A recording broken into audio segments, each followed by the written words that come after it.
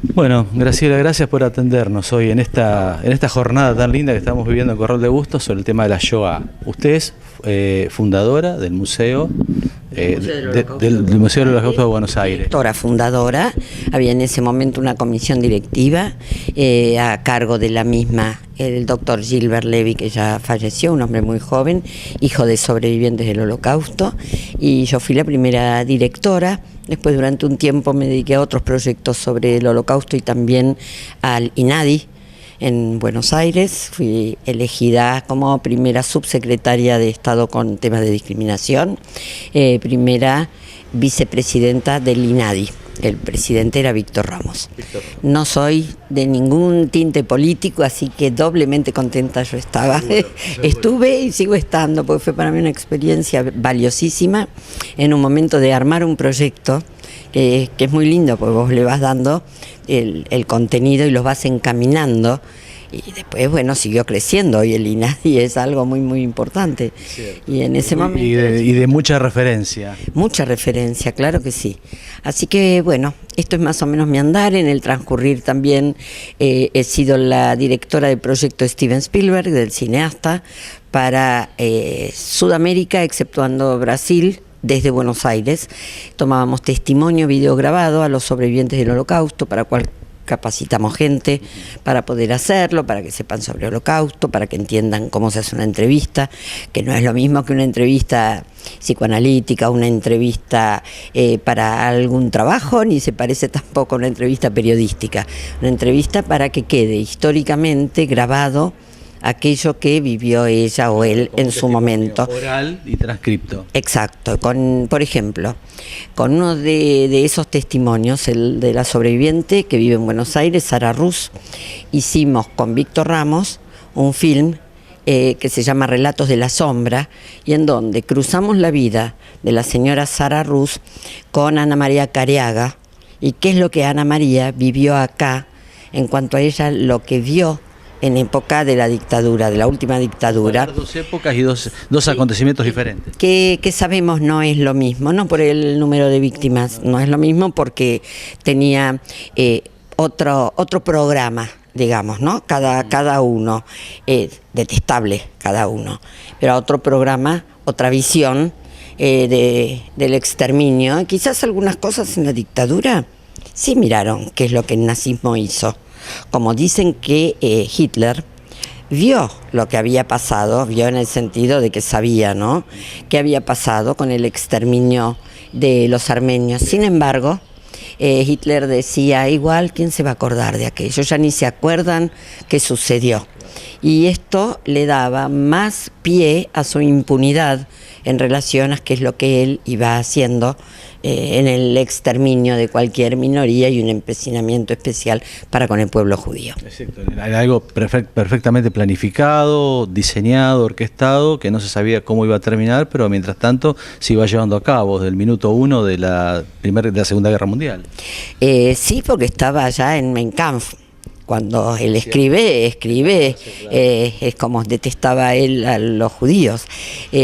Después lo fue llevando a cabo. Yo no sé si en el primer momento él pensó en matar de la forma en que mataba, por distintos documentos y estudios que fuimos haciendo.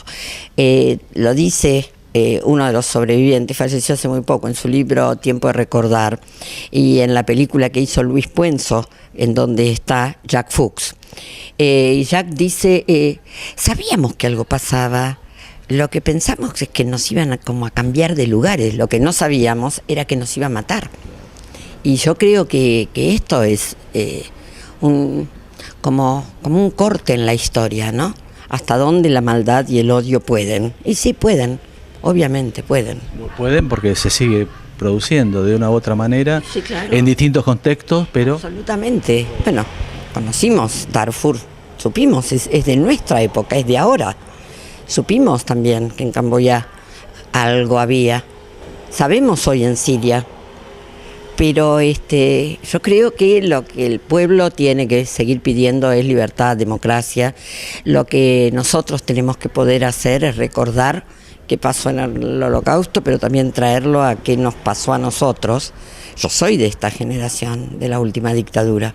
Claro. Y mi marido estuvo desaparecido 1 día y medio. Entonces, no puedo decir yo no sabía. Sí, yo sabía, pero hacíamos desde lo que podíamos. Y también escuchamos frases, ¿no? Por algo habrá sido, derechos humanos, el silencio es salud. Nos vamos acordando, ¿no? Exacto. ¿Qué la llevó a ser parte del proyecto del Museo del Holocausto? Mire, yo me dediqué mucho tiempo al estudio de derechos humanos, pero con cualquier libro que llegaba a mis manos. Y el tema del Holocausto especialmente, desde Mila 18 hasta Éxodo, que seguramente se acordará, y a ver, películas que tenían que ver con el Holocausto. Y yo creo que cuando yo fui la directora de una institución como Betel, con el rabino Marshall Meyer, con el ver en los pasillos de Betel, siendo yo la directora de la escuela, alguna persona con el pañuelo, algún referente determinado, sabiendo, porque Marshall Meyer contaba, y las paredes de Betel yo digo que hablan. En esa época yo empecé a leer fuertemente sobre el Holocausto. Incluso de algunas instituciones como la Asociación Psicoanalítica y algunas otras que tenían revistas, pero revistas de estudio sobre el tema de la Shoah, llegaban a mis manos y yo las buscaba además para leer. Y luego fui como acercándome a determinados temas más profundos. Tuve la oportunidad, porque supe que se hacía un proyecto que era en el año 1993, viajar a Polonia, porque eran los 50 años del levantamiento del gueto de Varsovia. Fuimos de Argentina 2 micros llenos, éramos 70 personas, el micro de los más jóvenes, el micro de los un poco mayores. Y fue muy conmovedor. En esa época recién asumía Lech Walesa en Polonia, estaba Itzhak Rabin, que había ido de visita, y ellos dos fueron quienes condujeron el acto. Fue muy importante en mi vida, y esto me llevó después a ir a Jerusalén a estudiar, conseguí una beca, y después, en cierto momento y por casualidad, escucho que están buscando un director en la Fundación Memoria del Holocausto. Esto es lo que después se transforma en el museo. Exacto. Y esa fundación buscaba, entonces empecé a averiguar dónde había que presentarse a algún concurso. Hubo concurso, gané el concurso y me empecé a dedicar. Durante 2 años y medio armamos la idea. La idea primero era una fundación que daba charlas, y a los pocos meses se transformó en busquemos la forma de hacer un museo. Claro. La casa la fuimos buscando, yo era la que ejecutaba la cosa, la directora ejecutiva. Gilbert Levy era quien iba viendo qué lugares y cuál podía ser la apropiada.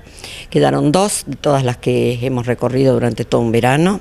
Una estaba en Alem y Avenida Córdoba, que eran las cocheras presidenciales, y otra es Montevideo al 900, que es donde está el Museo del Holocausto.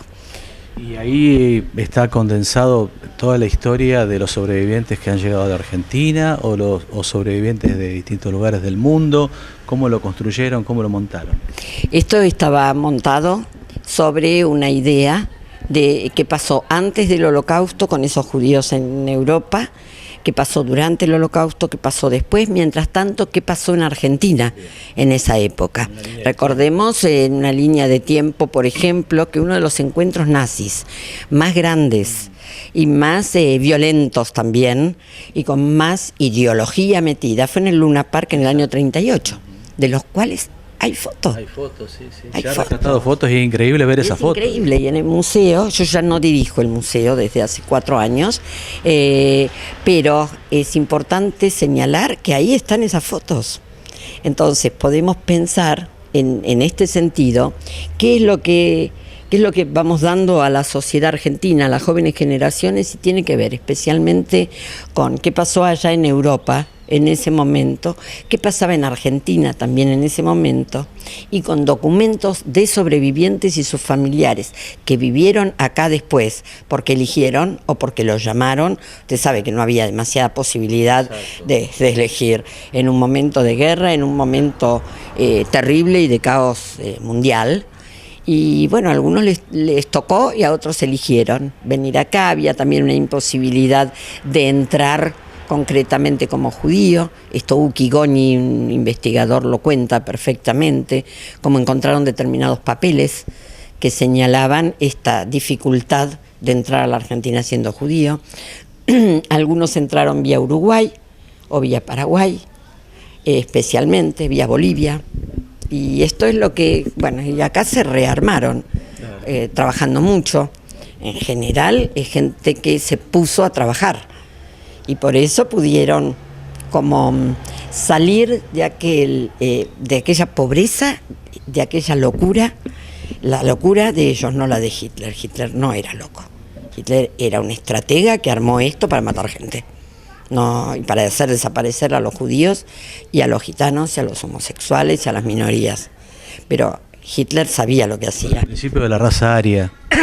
Sí, con la raza aria superior, Claro. que es la que tenemos que pensar. Y bueno, basado en todo aquello, viendo la gente que estuvo acá, pidiéndole a la gente que pueda donar documentación desde el salvoconducto con el que llegaron acá, algún documento que indicara dónde estuvo, alguna carta que haya recibido.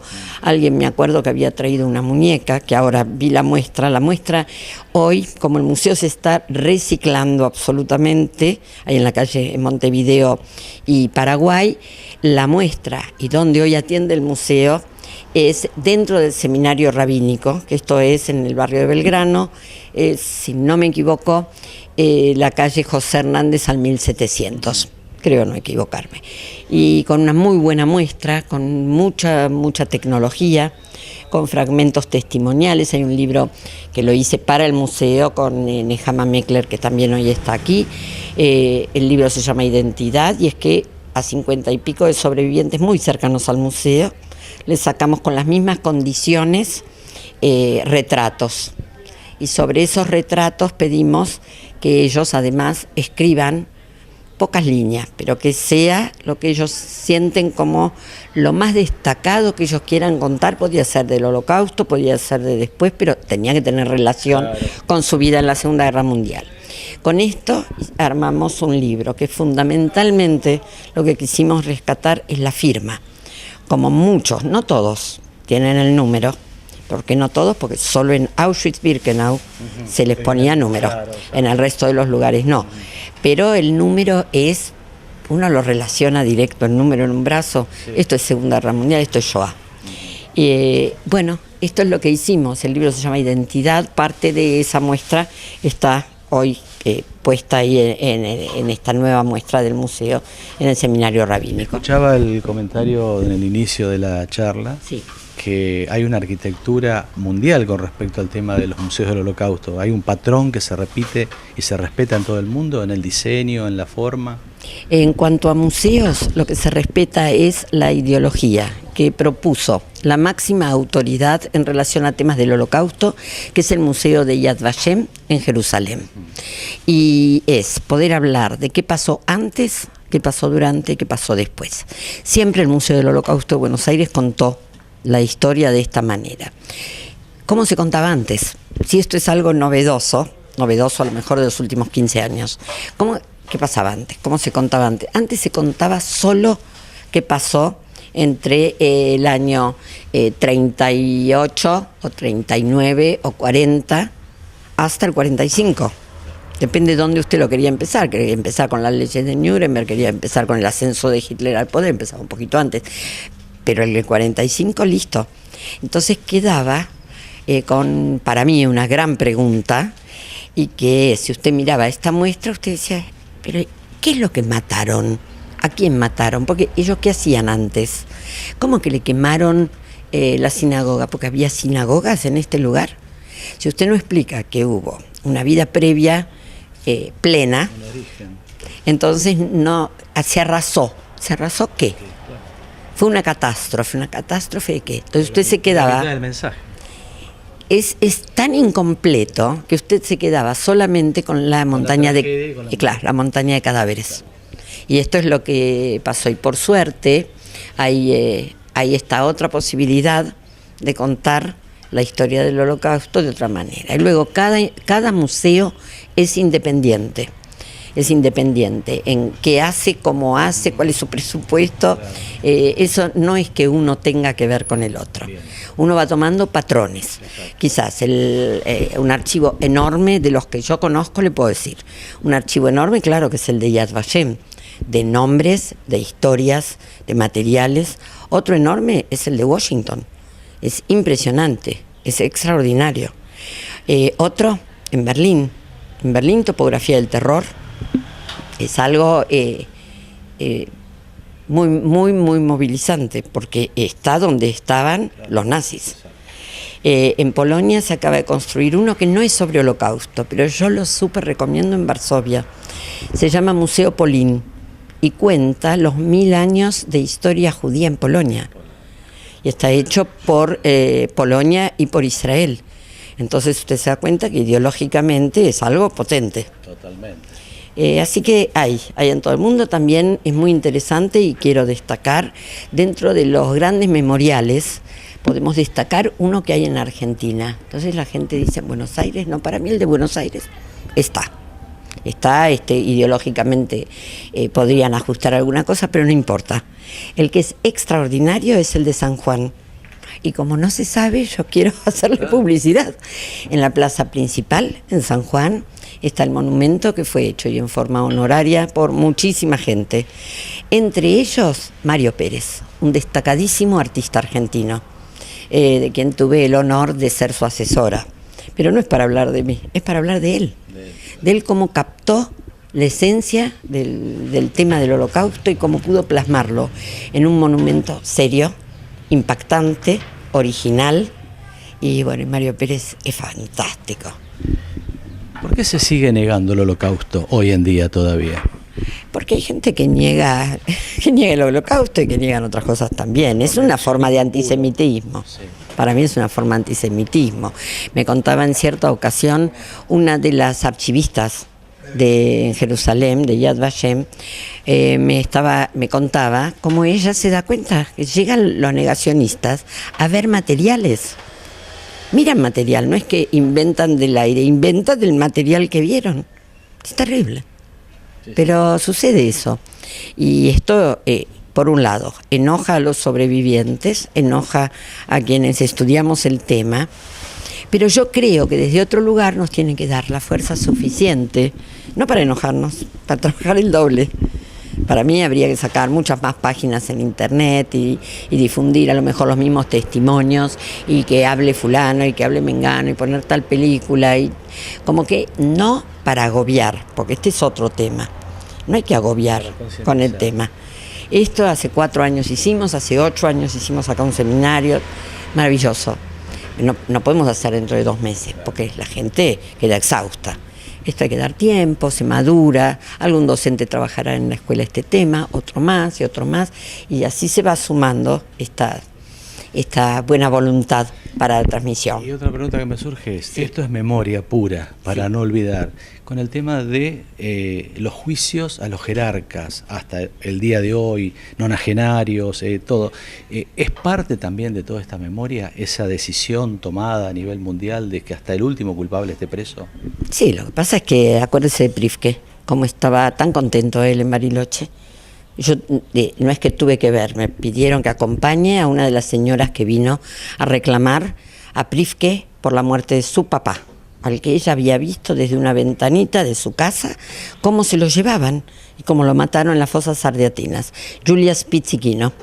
Y bueno, Julia estuvo acá, vinieron con 2 abogados, con un nieto de alguien muerto también en las fosas ardeatinas, a reclamar a Prifke, le estoy hablando, sí, en Roma, allá lejos en el tiempo. Sí.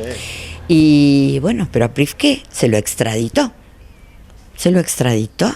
y allá cada vez que Prifke pedía salir de la cárcel, yo veía a Julia Spizzichino en la puerta de la casa de él gritando, a veces acompañada y a veces sola, pero bueno, a mí me daba esa cosa hasta de emoción a distancia, pues me daban ganas de abrazarla, como ella, una mujer grande, estaba reclamando por la muerte de su padre y porque Prifke terminara sus días en la cárcel, que como estaba viejito lo tenían también en su casa, pero no podía salir de su casa y ella era la custodia. Y creo que todos tenemos que ser custodia de memorias, ¿no? Y custodia de esta posibilidad de un mundo un poquito mejor para nuestros hijos. Le agradezco mucho. Estaría mucho más tiempo hablando con usted, pero los tiempos de la televisión son difíciles, pero realmente lo que hemos hablado es maravilloso. Muchas gracias. Muchísimas gracias a ustedes y especialmente a usted por su interés.